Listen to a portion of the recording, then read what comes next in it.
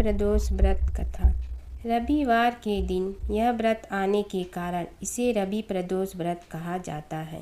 प्रदोष व्रत हर महीने के दोनों पक्षों की त्रयोदशी तिथि को रखा जाता है। एक समय सर्व प्राणियों के हितार्थ परम पावन भागीरथी के तट पर ऋषि समाज द्वारा विशाल गोष्ठी का आयोजन किया गया।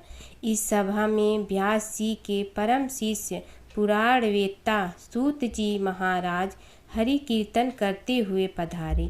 सूत जी को आते हुए देखकर शौनकादि 88,000 ऋषि मुनियों ने खड़े होकर दंडवत प्रणाम किया। महाज्ञानी सूत जी ने भक्ति भाव से ऋषियों को हृदय से लगाया तथा आशीर्वाद दिया।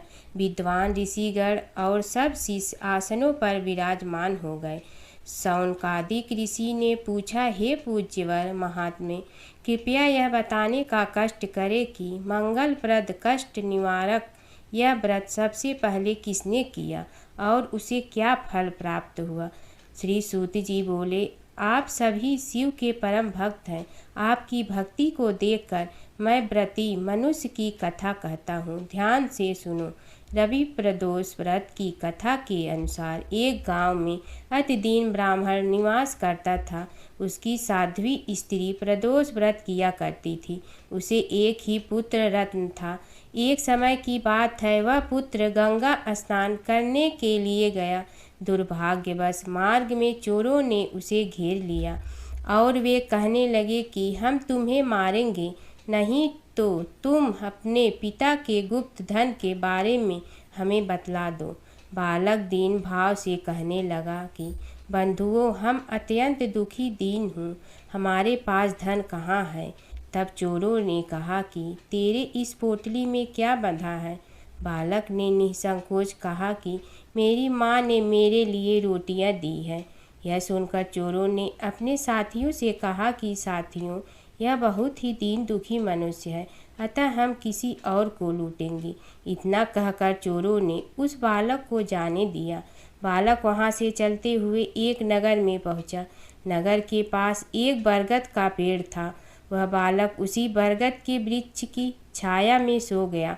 उसी समय उस नगर के सिपाही चोरों को खोजते खोजते हुए उस बरगद के वृक्ष के पास पहुँचे और बालक को चोर समझकर बंदी बना राजा के पास ले गए। राजा ने उसे कारावास में बंद करने का आदेश दिया।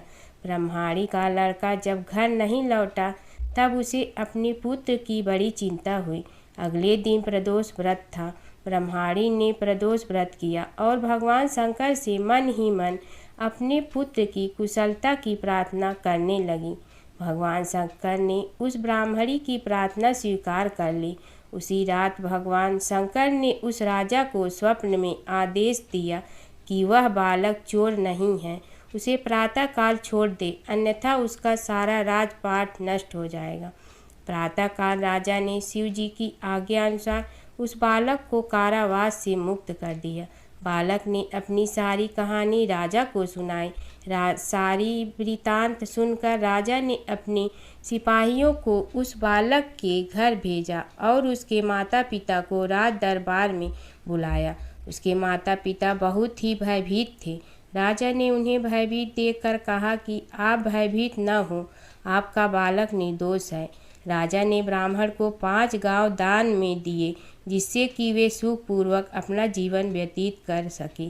भगवान शिव की कृपा से ब्राह्मण परिवार आनंद से रहने लगा। अतः जो मनुष्य रवि प्रदोष व्रत को करता है वह सुखपूर्वक और निरोगी होकर अपना पूर्ण जीवन व्यतीत करता है तथा उसके जीवन में खुशहाली आती है। प्रदोष को प्रदोष कहने के पीछे एक कथा जुड़ी है। संक्षेप में यह कि चंद्र को क्षय रोग था, जिसके चलते उन्हें मृत्यु तुल्य कष्टों को झेलना पड़ा। भगवान शिव ने उस दोष का निवारण कर उन्हें त्रयोदशी के दिन पुनः जीवन प्रदान किया था। अतः इसीलिए इस दिन को प्रदोष कहा जाने लगा। हालांकि प्रत्येक प्रदोष की व्रत कथा अलग अलग है। स्कंद पुराण में प्रदोष व्रत के महात्म्य का वर्णन मिलता है। इस व्रत को करने से सभी तरह की मनोकामना पूर्ण होती है। इसमें एक विधवा ब्राह्मणी और सांडिल्य ऋषि की कथा के माध्यम से इस व्रत की महिमा का वर्णन मिलेगा। पद्म पुराण की एक कथा के अनुसार चंद्रदेव जब अपनी 27 पत्नियों में से सिर्फ एक रोहिणी से ही सबसे ज़्यादा प्यार करते थे और बाकी 26 को उपेक्षित रखते थे, जिसके चलते उन्हें श्राप दे दिया था, जिसके चलते उन्हें कुष्ठ रोग हो गया था। ऐसे में अन्य देवताओं की सलाह पर उन्होंने शिव जी की आराधना की और जहाँ आराधना की वहीं एक शिवलिंग स्थापित किया। शिव जी ने प्रसन्न होकर उन्हें न केवल दर्शन दिए बल्कि उनका कुष्ठ रोग भी ठीक कर दिया। चंद्रदेव का एक नाम सोम भी है।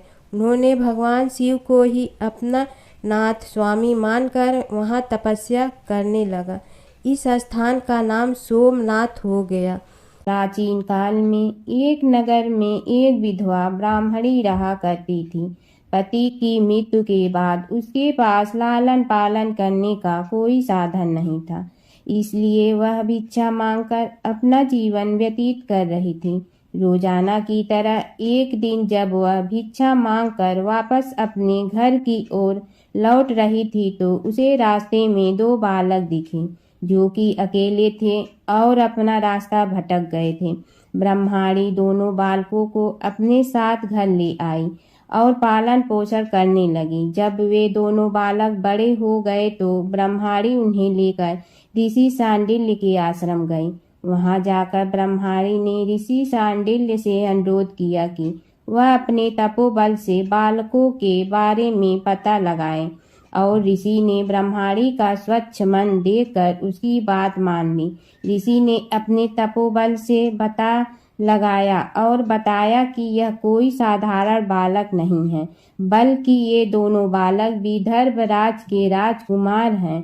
गंधर्व नरेश के आक्रमण से इनके पिता का राजपाट छीन गया है। यह सुनकर ब्रह्माणी ने ऋषि से कहा कि कोई ऐसा उपाय बताएं जिससे बालकों को अपना राजपाट व घर परिवार वापस मिल जाए। ऋषि सांडिल्य ने ब्रह्माणी और राजकुमारों को प्रदोष व्रत की महिमा बताई और यह व्रत रखने की सलाह दी। ब्रह्माणी और दोनों राजकुमारों ने विधि विधान से प्रदोष व्रत करने लगे। एक दिन बड़े राजकुमार की मुलाकात अंशुमति से हुई और दोनों एक दूसरे से प्रेम करने लगे। इसके बाद ब्रह्माणी ने अंशुमति के पिता से विवाह की बात की तो वह मान गए और दोनों का विवाह हो गया। अंशुमति भी एक राजा की पुत्री थी और उसके पिता के सहयोग से दोनों राजकुमार ने गंधर्व पर हमला किया और उनकी जीत हुई, जिसके बाद दोनों राजकुमारों को अपना सिंहासन वापस मिल गया और गरीब ब्राह्मण को भी एक खास स्थान दिया गया, जिससे उनके सारे दुख खत्म हो गए। राजपाट वापस मिलने का कारण प्रदोष व्रत था, जिससे उन्हें संपत्ति मिली और जीवन में खुशहाली आई।